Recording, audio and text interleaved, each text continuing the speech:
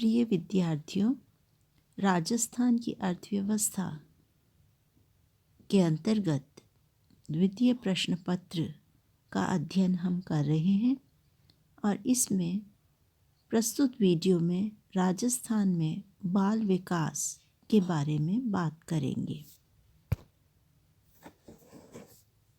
Video 2 भागों में विभाजित है। इसमें पहला है समेकित बाल विकास सेवाएं ICDS और दूसरा है बाल अधिकारिता।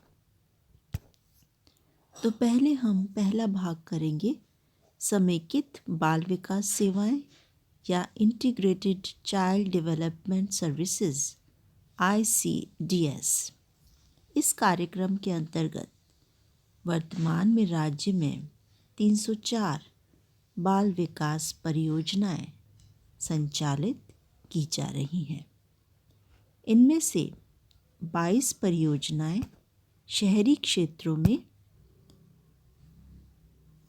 37 परियोजनाएं जनजाति क्षेत्रों में तथा शेष 245 परियोजनाएं ग्रामीण क्षेत्रों में संचालित हैं। इस प्रकार हम देखते हैं कि जनजाति क्षेत्र में भी इसमें विशेष ध्यान दिया गया है और ग्रामीण क्षेत्रों पर भी विशेष ध्यान दिया गया है। इन परियोजनाओं के अंतर्गत राज्य में कुल 62,020 आंगनबाड़ी केंद्र स्वीकृत हैं, जिनमें से 55,816 मुख्य आंगनबाड़ी केंद्र हैं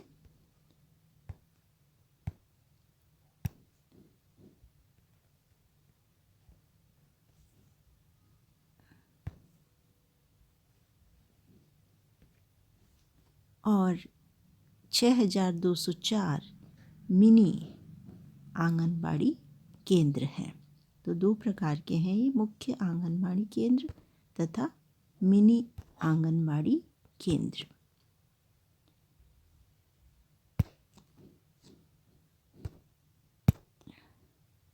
तालिका 1 में वर्षवार स्वीकृत और कार्यशील आंगनबाड़ी केंद्रों की संख्या देखी जा सकती है। यदि हम इस तालिका को देखें तो इसमें वर्ष दे रखा है, पहले इसमें, सेकंड में स्वीकृत और थर्ड में कार्यशील।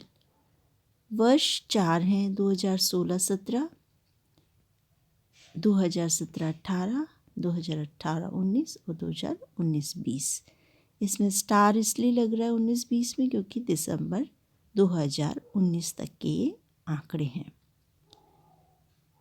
यदि हम देखें 2016-17 में तो स्वीकृत हैं 61,974 और इनमें से कार्यशील थोड़े कम हैं, 60,733, जबकि 2017-18 में कार्यशील स्वीकृत से भी अधिक नज़र आ रहे हैं और इसी प्रकार से 2018-19 में भी कार्यशील अधिक दिखाई दे रहे हैं।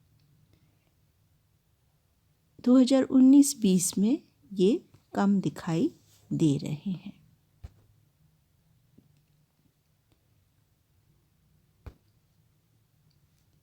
आंगनबाड़ी केंद्रों पर सेवाएं क्या क्या प्रदान की जा रही हैं?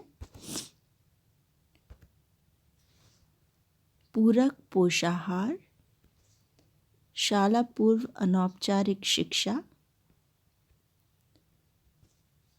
पोषण एवं स्वास्थ्य शिक्षा, टीकाकरण, स्वास्थ्य जांच और रेफरल या संदर्भ सेवाएं, अर्थात इनको रेफर किया जाता है आगे अधिक उन्नत सुविधाओं के लिए, स्वास्थ्य संबंधी सुविधाओं के लिए। इनके लाभार्थी कौन कौन हैं? पूरक पोषाहार के लिए 6 माह से अधिक तथा 6 वर्ष तक की आयु के बच्चे, गर्भवती धात्री महिलाएं एवं 11 से 14 वर्ष की किशोरी बालिकाएं जो विद्यालय नहीं जाती हैं। शाला पूर्व अनौपचारिक शिक्षा के लाभार्थी हैं 3 से 6 वर्ष तक की आयु के बच्चे। पोषण एवं स्वास्थ्य शिक्षा 15 से 45 वर्ष की महिलाओं को और किशोरी बालिकाओं को ये शिक्षा प्रदान की जाती है। टीकाकरण किनका किया जाता है? 0 से 6 वर्ष के बच्चे एवं गर्भवती महिलाएं। स्वास्थ्य जांच किनकी की जाती है? 0 से 6 वर्ष के बच्चे, गर्भवती धात्री महिलाएं एवं किशोरी बालिकाएं, क्योंकि इनके स्वास्थ्य की बहुत ध्यान रखने की आवश्यकता होती है। संदर्भ रेफरल सेवाएं 0 से 6 वर्ष के बच्चे, गर्भवती और धात्री महिलाएं।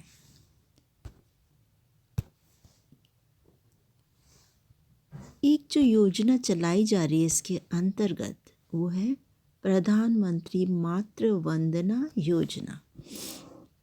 30 नवंबर 2016 को प्रधानमंत्री मातृ वंदना योजना की घोषणा की गई थी।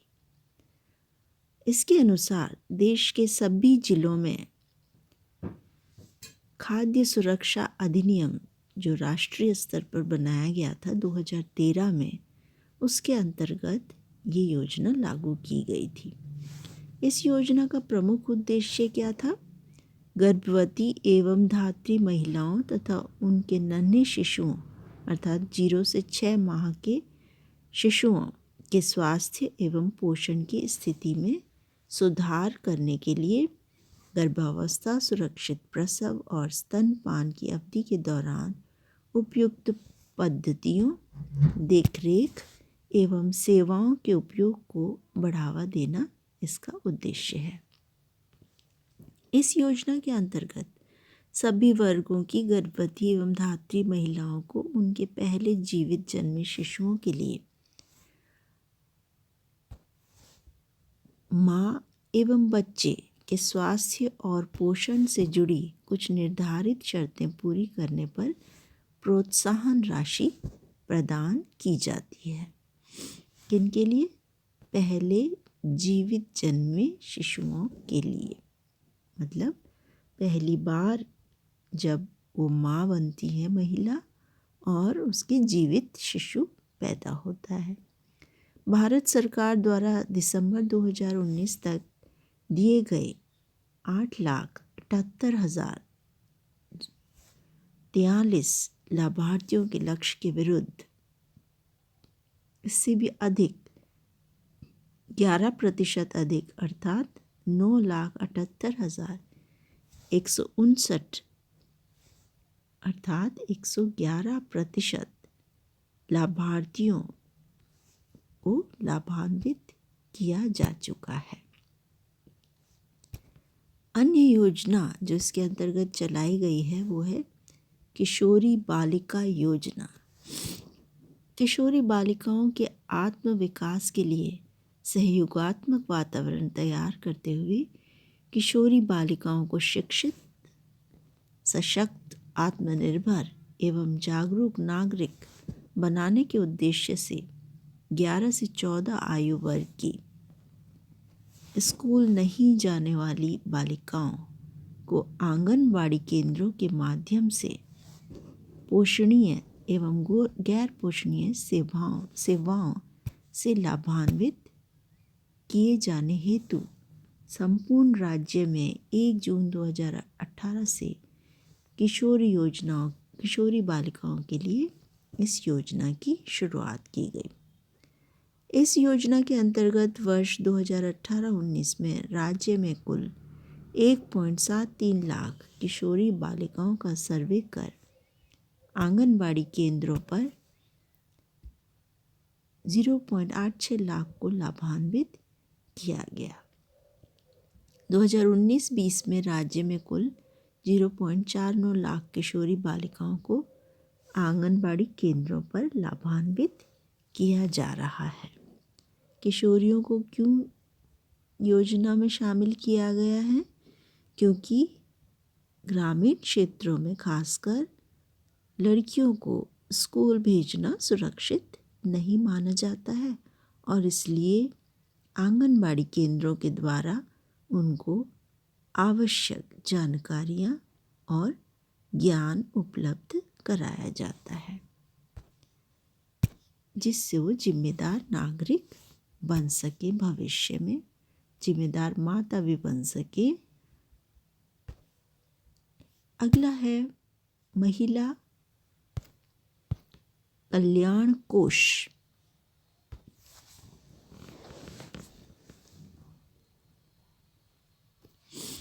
आंगनबाड़ी केंद्रों पर कार्यरत मानदेय कार्मिकों यथा आंगनबाड़ी कार्यकर्ता जिनको मानदेय या पैसे दिए जाते हैं इस कार्य के लिए, सहायिका, सहयोगिनी, इनके कल्याण हेतु यह कोष राजस्थान सरकार द्वारा स्थापित किया गया है, महिला कल्याण कोष। इस कोष का संचालन भारतीय जीवन बीमा निगम इंश्योरेंस कंपनी जो है, लाइफ इंश्योरेंस कंपनी के सहयोग से, LIC जिसे शॉर्ट में कहते हैं हम, सहयोग से वर्ष 2006-07 से निरंतर किया जा रहा है। इस कोष के अंतर्गत राज्य सरकार द्वारा प्रतिवर्ष 6 माही आधार पर अंशदान देने का प्रावधान किया गया है। आंगनबाड़ी कार्यकर्ता के लिए कितना अंशदान नियत किया गया है, रखा गया है? 750 वार्षिक और अन्य सभी काम करने वालों के लिए 376 वार्षिक अंशदान नियत किया गया है। इतना रुपये हर वर्ष जमा कराया जाता है और इससे बीमा उपलब्ध होता है। ये बीमे का प्रीमियम है जिसके द्वारा बीमा होता है और इससे 10,000 रुपये की बीमा की सुविधा भी सदस्य को उपलब्ध कराई जाती है। इस योजना से जुड़ने वाले सदस्य की मृत्यु होने पर नामित व्यक्ति, जिसको वो नामित करते हैं, नॉमिनेट करते हैं कि हमारी राशि हमारे मरने पर ये हमारा उत्तराधिकारी है, इसको दी जाए, उसके बीमा धन की राशि 10,000 के साथ जमा बचत राशि में ब्याज जीवन बीमा निगम द्वारा भुगतान किया जा रहा है। सदस्य के सेवा विमुक्ति पर बचत राशि में ब्याज भुगतान किए जाने का प्रावधान है। इसके अलावा अन्य योजनाएं जो चलाई जा रही हैं उसमें प्रमुख है नंद घर योजना। नंद आप जानते हैं, बाल कृष्ण जो थे, कृष्ण भगवान बालक के रूप में जब थे तो वे नंद बाबा के यहाँ पर रहे थे, उन्हीं के नाम पर है ये नंद घर योजना। समेकित बाल विकास सेवाओं जिनका हम अध्ययन कर रहे हैं उसके अंतर्गत लोगों की भागीदारी बढ़ाने के लिए, जन सहभागिता बढ़ाने के लिए यह योजना नंद घर योजना प्रारंभ की गई है। वर्तमान में नंद घर योजना के अंतर्गत 1549 आंगनबाड़ी केंद्रों का निर्माण और नवीकरण का कार्य किया जा रहा है। इनमें सुविधाएं बढ़ाई जा रही हैं। क्या क्या सुविधाएं बढ़ाई जा रही हैं? टीवी, सोलर पैनल, यूनिफॉर्म, ये सब चीज़ें इसमें बढ़ाई जा रही हैं और झूले भी लगाए जा रहे हैं, बर्तन, दरी आदि वितरित किए जा रहे हैं। 1984 केंद्रों को दीवार घड़ी भी वितरित की गई है। तो महंगी चीज़ें हैं वो कम जगह पे करी जा सकी हैं और दीवार घड़ी ज़्यादा जगह की जा सकी है। 187 केंद्रों में अलमारी, वजन मशीन, लोहे के रैक, ट्राइसिकल भी दिए गए हैं। इस प्रकार से नंद घर योजना चलाई जा रही है। दूसरा भाग है बाल अधिकारिता। बालकों के भी अधिकार होते हैं और इनको भी संरक्षित किया जाना चाहिए, उनको दिया जाना चाहिए। और इसके लिए अर्थात बाल अधिकारों के संरक्षण एवं सुरक्षित वातावरण बनाने हेतु वर्ष 2013 में निदेशालय बाल अधिकारिता की स्थापना की गई। एक डायरेक्टरेट या निदेशालय का ऑफिस खोला गया जो बालकों के अधिकारों के संरक्षण और उनको सुरक्षित वातावरण प्रदान करने के लिए किया गया है। इसके अंतर्गत अनेक योजनाओं का संचालन किया जा रहा है। ये योजनाएं इस प्रकार हैं। समेकित बाल संरक्षण योजना ICPS, integrated child protection scheme, एकीकृत बाल संरक्षण, समेकित या एकीकृत या इंटीग्रेटेड बाल संरक्षण एक व्यापक योजना है जिसका उद्देश्य देश में बालकों हेतु संरक्षित परिवेश तैयार करना रखा गया है। समेकित बाल संरक्षण योजना का उद्देश्य गुणवत्तापूर्ण बाल संरक्षण सेवाओं तक बेहतर पहुंच और भारत में बाल अधिकारों की स्थिति और सुरक्षा पर सार्वजनिक जागरूकता में वृद्धि के माध्यम से इन उद्देश्यों को प्राप्त करना है। इसका क्या उद्देश्य है? एक तो गुणवत्तापूर्ण बाल संरक्षण सेवाएं, चाइल्ड प्रोटेक्शन या उनकी सुरक्षा के लिए अच्छी सेवाएं बेहतर पहुंच के साथ देना, मतलब ज़्यादा से ज़्यादा बच्चों तक ये पहुँचे। इसके अलावा लोगों में जागरूकता बढ़े, सार्वजनिक जागरूकता में वृद्धि के माध्यम से इस तरीके के प्रोटेक्शन या सुरक्षा बच्चों को पहुंचाई जाए। संरक्षण के प्रति जवाबदेही,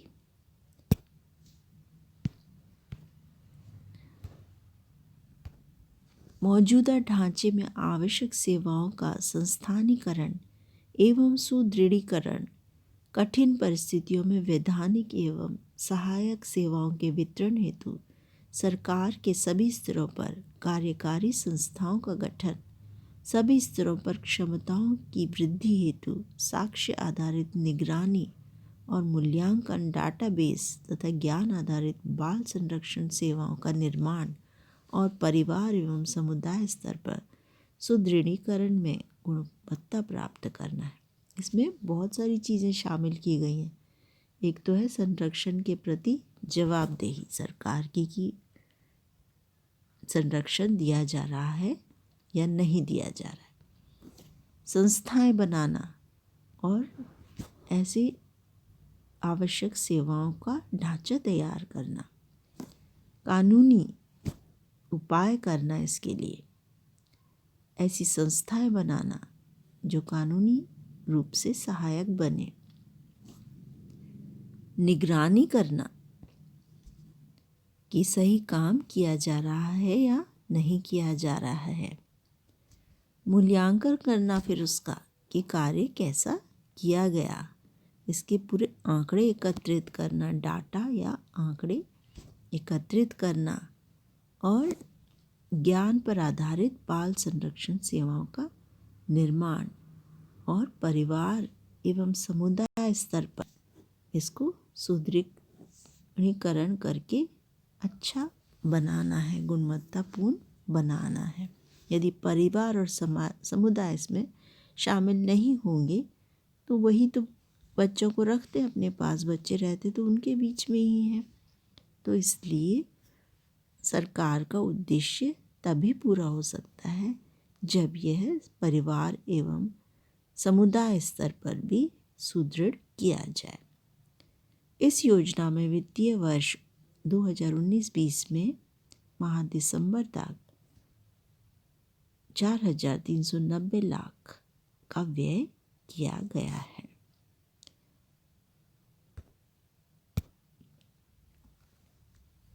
अंत में हम देखते हैं कामकाजी महिलाओं हेतु नेशनल क्रैच स्कीम।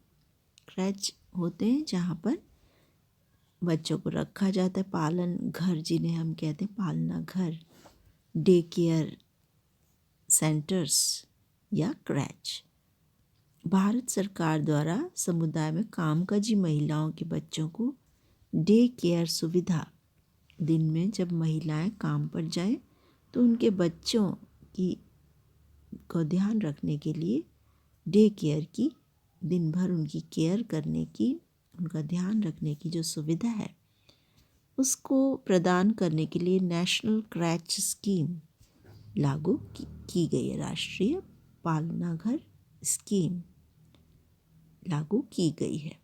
वर्ष 2019-20 तक के दौरान इस योजना में 176.5 लाख का व्यय किया गया है।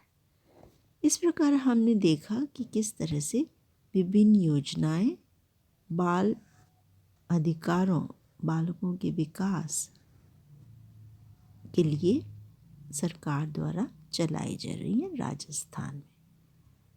इसी के साथ इस विषय को हम यहीं पर विराम देते हैं। धन्यवाद।